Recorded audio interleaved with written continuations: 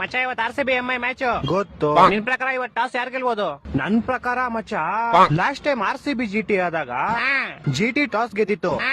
ಆದ್ರೆ ಈ ಸಲ ಈ ಸಲ ಪಕ್ಕ RCB ಇಲ್ಲ MI ಅದೆರಡರಲ್ಲಿ ಯಾವ್ದಾದ್ರು ಒಂದು ಟಾಸ್ ಗೆಲ್ಲುತ್ತೆ ಮಚ್ಚ. ಲೇ ಅದೆರಡು ಆದಾಗ ಅದೆರಡರಲ್ಲೇ ಕಣ ಗೆಲ್ಲೋದು. ಓ ಗೊತ್ತಿರೋ ಎಂತ ಕೇಳ್ತಿದ್ಯಾ ಮತ್ತೆ.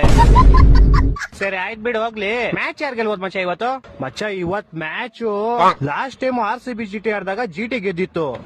ಈ ಸಲ ಪಕ್ಕ RCB ಗೆಲ್ಲುತ್ತೆ ಮಚ್ಚ. ಪಕ್ಕ RCB ನಾ? ಹೂ ಮಚ್ಚ ಪಕ್ಕ RCB. ಹಂಗಾರೆ 500 ರೂಪಾಯಿ ಹಾಕ್ಬಿಡು RCB ಮೇಲೆ. ಹೂ ಮಚ್ಚ ಹಾಕ್ಬಿಡು. ಓಕೆ. ಆದ್ರೆ ಏನಾದ್ರೆ RCB ಗೆಲ್ಲಿಲ್ಲ ಅಂದ್ರೆ MI ಗೆಲ್ಲುತ್ತೆ ಮಚ್ಚ.